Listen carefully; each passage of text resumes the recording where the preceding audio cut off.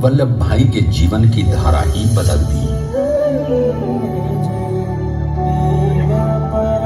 दक्षिण अफ्रीका में सत्याग्रह के अहिंसक अस्त्र से गोरे शासकों को सबक सिखाकर भारत वापस आए बैरिस्टर मोहनदास करमचंद गांधी से मिलकर वल्लभ भाई ने अपने कुछ बरसों से सीखे विदेशी व्यवहार और संस्कार हमेशा के लिए त्याग दिए और अब वो अपने खेड़ा के किसानों को हक दिलाने के लिए बापू के साथ आंदोलन में कूद पड़े। अब उनके पैरों में जूते नहीं, गांव की धूल थी। हृदय में भारत भूमि की शस्य श्यामला धरती, मन में थे गांधी और मस्तिष्क में एक नए स्वतंत्र भारत का सपना।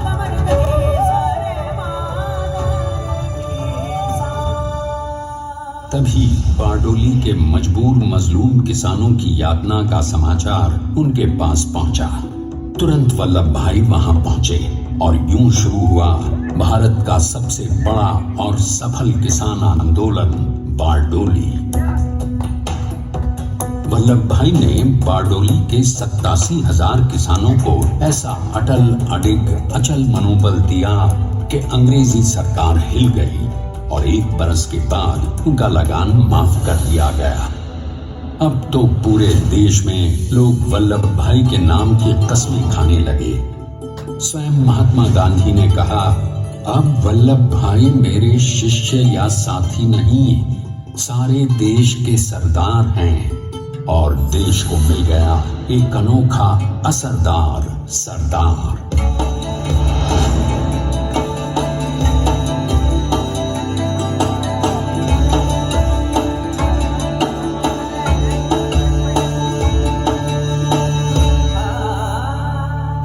सरदार पटेल के नाम और देशभक्ति से अंग्रेज डर कर कांपने लगे। 1930 के नमक सत्याग्रह और दांडी कूच में वो बापू से भी पहले गिरफ्तार किए गए तो सन 1932 में फिर उन्हें बापू के साथ ही जेल में 2 सालों के लिए डाल दिया गया। मगर आजादी के दीवानों को, स्वतंत्रता के परवानों को कौन गिरफ्तार कर पाया है। जेल से छूटते ही सरदार को कांग्रेस के नए राष्ट्राध्यक्ष पद पर चुना गया और उनकी सरपरस्ती में राष्ट्रवादी भारतीयों ने तमाम ब्रिटिश सूबों में जीत हासिल कर वहां अपनी स्थानिक सरकारें बनाई। किंतु सरदार का सपना केवल सरकार बनाना नहीं था। उनका स्वप्न तो था एक ऐसे नए भारत का जहां हर रंग, हर रूप, हर जात, मजहब, तबके का हिंदुस्तानी एक साथ मिलकर एक ऐसा नया भारत बना सके जहां पूर्ण स्वराज के साथ सारे समाज को गरीबी, अशिक्षा, छुआछूत से भी आजादी मिल जाए। इसकी पहली रणनीति थी भारत को अंग्रेजों की गुलामी से आजादी, ताकि भारत के लोगों की अपनी सरकार सबके साथ और सबके विकास के लिए काम कर सके। बापू की अगुवाई में अब देश ने अंग्रेजों को अंतिम चेतावनी दे दी, करेंगे या मरेंगे, क्विट इंडिया, अंग्रेजों भारत छोड़ो। बस फिर क्या था, संघर्ष की रणभेरी बजी। 3 सालों के लिए सरदार पटेल को भी सत्याग्रही नेताओं के साथ जेल में ठूंस दिया गया। 2 सालों के बाद अंग्रेजों को बापू के सभी शिष्यों और साथियों को छोड़ना पड़ा।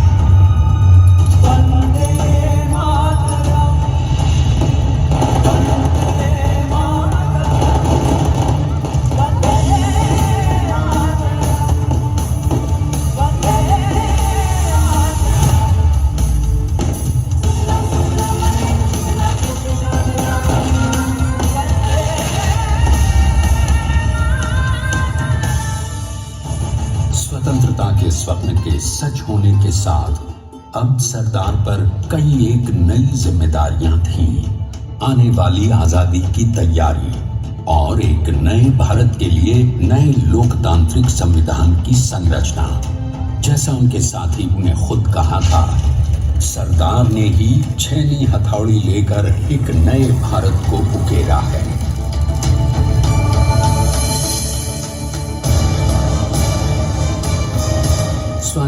तो प्राप्त हुई, लेकिन खंडित भारत में भी उठते विभाजनवादी अंधकार को अभी दूर करना था।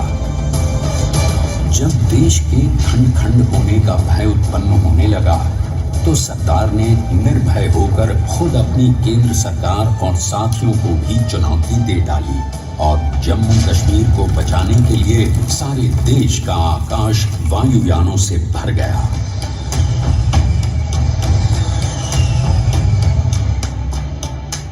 और फिर हैदराबाद और जूनागढ़ के भारत में विलयीकरण को पाकिस्तान से चुनौती मिली।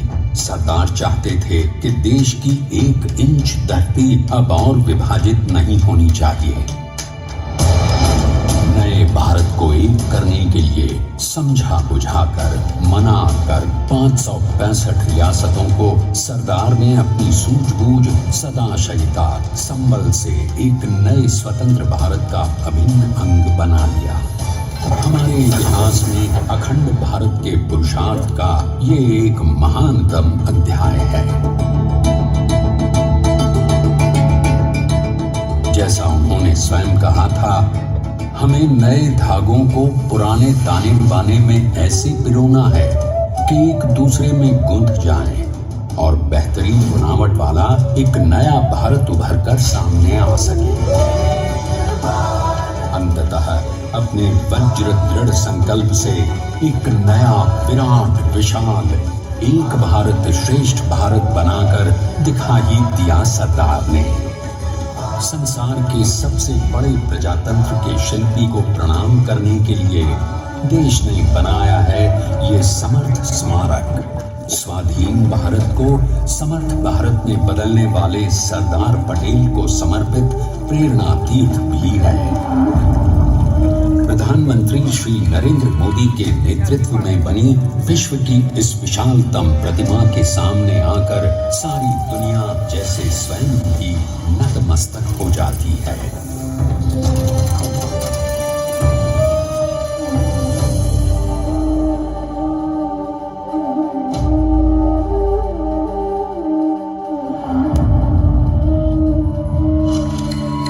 देश को बना गया वो अमित अटल, हरा सका उसे न कोई शत्रु दल। चट्टान के समान सा पुरुष प्रबल, तो स्वदेश का सम्मान है, पटेल तो स्वदेश का सम्मान है, पटेल तो स्वदेश का सम्मान है, पटेल तो स्वदेश का सम्मान है।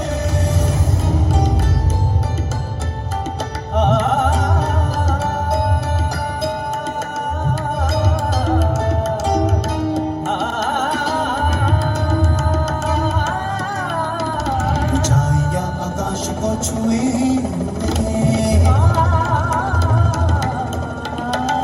गहराइयां समुद्र की लीन है, कदम अडिग जमीन पर जमे हुए, पटेल अपनी आन बान शान है, पटेल अपनी आन बान शान है, पटेल तो स्वदेश का सम्मान है, स्वदेश का सम्मान आइए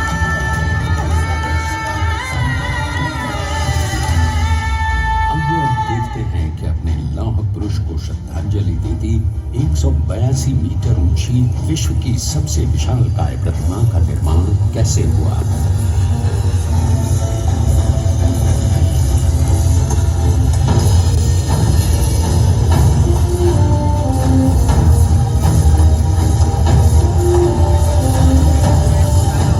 गगनचुंबी इस अद्वितीय अभूतपूर्व प्रतिमा को बनाने के लिए सबसे पहले नदी पर 4500 क्यूबिक मीटर का राफ्ट बना और फिर सीधा 600 फीट का कंक्रीट का कोर बनाया गया।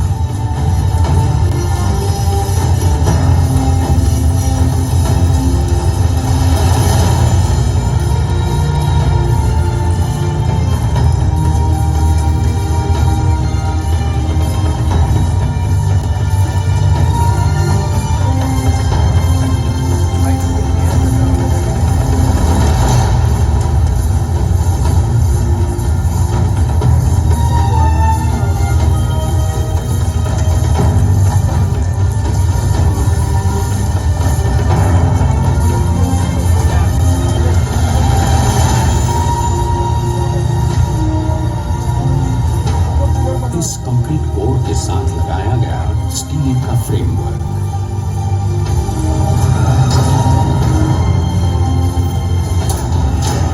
और इस फ्रेमिंग पर 6500 ब्रॉन्ज के पीसेस लगाए गए।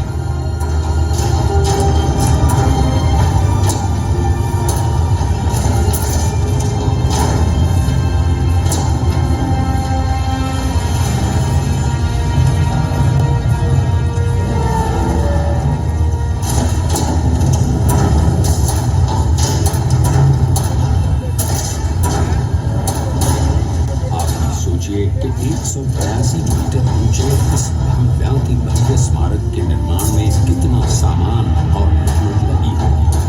70,000 metric ton cement, 18,500 metric ton reinforcement steel, 6,000 metric ton structural steel और 1,700 मेट्रिक टन ब्रॉन्ज।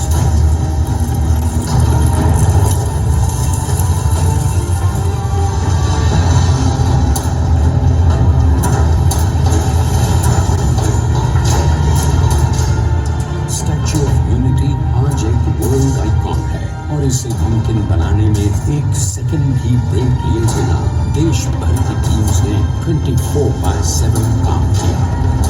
250 से ज्यादा इंजीनियर्स, 4,500 से ज्यादा स्किल फोर्स और कई लाख मानव दिन।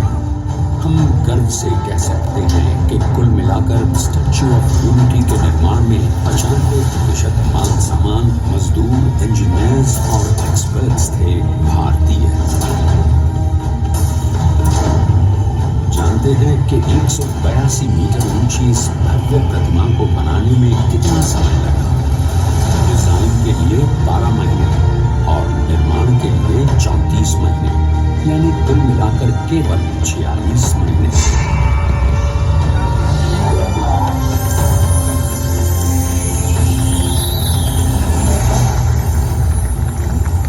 और इसी तरह बनी देश के शिल्पकार की एक अनोखी अद्वितीय विशाल प्रतिमा, जो सिर्फ आज ही नहीं बल्कि आने वाले न जाने कितने सालों तक यूं ही चमचमाती रहेगी।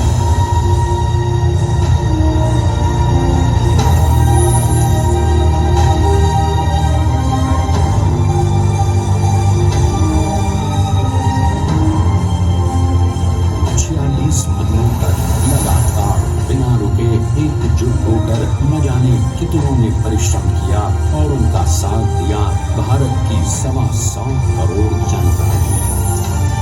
और तभी मुमकिन हो पाया एक ऐतिहासिक निर्माण जो आज कहलाता है भारत की नई पहचान। स्टैच्यू ऑफ यूनिटी, विश्व की सबसे ऊंची प्रतिमा। सरदार ने अपनी गंभीरता, शालीनता और दूरदर्शिता से भारत को संगठित करने के असंभव कार्य को संभव कर दिखाया। आइए आज हम सब उन्हीं की महिमा में विश्व के सामने एक उदाहरण रखें, क्योंकि ये ही भारत को श्रेष्ठता के मार्ग पर ले जाएगा। हमारा कर्तव्य ये है कि हमें निश्चय कर लेना चाहिए कि हमें हिंदुस्तान में जितने लोग हैं सबको मिल के भाई भाई की तरह के रहना है। स्टैच्यू ऑफ यूनिटी एकता की प्रतिमा और श्रेष्ठता का प्रतिबिंब है। एक पहल है इस अखंड भारत को श्रेष्ठ भारत बनाने के सपने को पूरा करने के लिए। एक पुकार है हम सबको एकजुट होने के लिए। एक आंदोलन है भारत को सबसे आगे ले जाने के लिए, श्रेष्ठ बनाने के लिए। आपके योगदान और विश्वास से ही बनेगा एक भारत श्रेष्ठ भारत।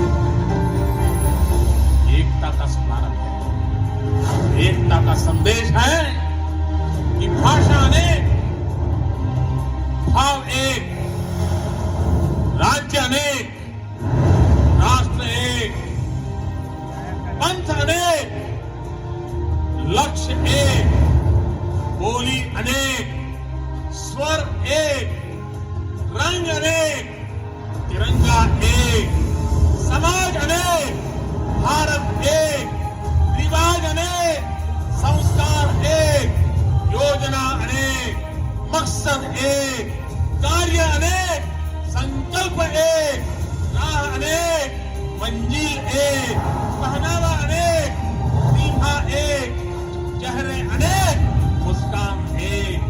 ये एकता का संदेश लेकर के हम चले। और भाइयों बहनों, ये भारत की विशेषता है, विविधता में एकता। यही भारत की